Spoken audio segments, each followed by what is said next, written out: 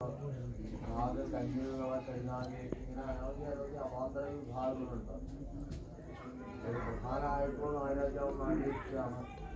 അത് കഴിഞ്ഞാൽ പിന്നെ പ്രധാനമായിട്ട് വരുന്നത് അഷ്ടനായകങ്ങളാണ്. അനന്തൻ, മാസുരി, സക്ഷരൻ, കാർഗോടകൻ, പത്മൻ, മഹാപത്മൻ, ചന്ദ്രബാലൻ, ദുർഗൻ ഇങ്ങനെ അഷ്ടനായകങ്ങൾ, 8 നായകങ്ങൾ. അവർക്കൊക്കെ ഓരോ തരത്തിലുള്ള വർണ്ണങ്ങളും ഓരോ തരത്തിലുള്ള ശിരസ്സുമാണ്. അതിൽ അനന്തനാണ് പ്രധാനിയായിട്ടുള്ളത്. ഏറ്റവും മൂത്തയാള് വലിയേട്ടൻ ആണ് അനന്തൻ. ആ അനന്തന് സ്വർണ്ണവർണ്ണമാണ്. സ്വർണ്ണ നിറത്തിലുള്ള അനന്തൻ 1000 തലയാണ്. ആയിരം തലയുള്ള സ്വർണ്ണവർണ്ണത്തിലുള്ള അനന്തൻ.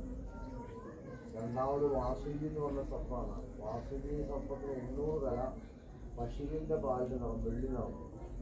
വെള്ളി നിറത്തിൽ 800 തലയുള്ള വാസുകി. തക്ഷകനെ കണ്ട ഭയാവും. രക്തവർണ്ണമായിട്ടുള്ള തക്ഷകൻ.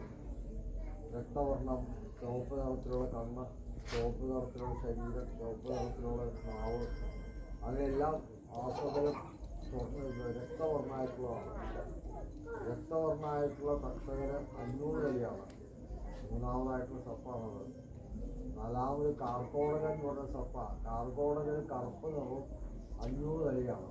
കാർഗോടകന് 300 തലയാണ്. കാർഗോടകന് കറുപ്പ് നിറം 300 തല. കൽപ്പനും മഹാബൽപ്പനും 5ാമതും 6ാമതും വരുന്ന സർപ്പങ്ങളാണ്. ഒരാൾക്ക് നീലതാണ്, ഒരാൾക്ക് കടും നീലതാണ്.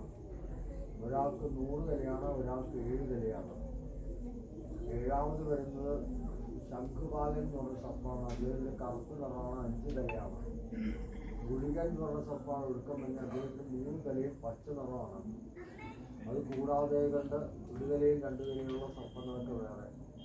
1 തല മുതൽ 1000 തല വരെയുള്ള സർപ്പങ്ങൾ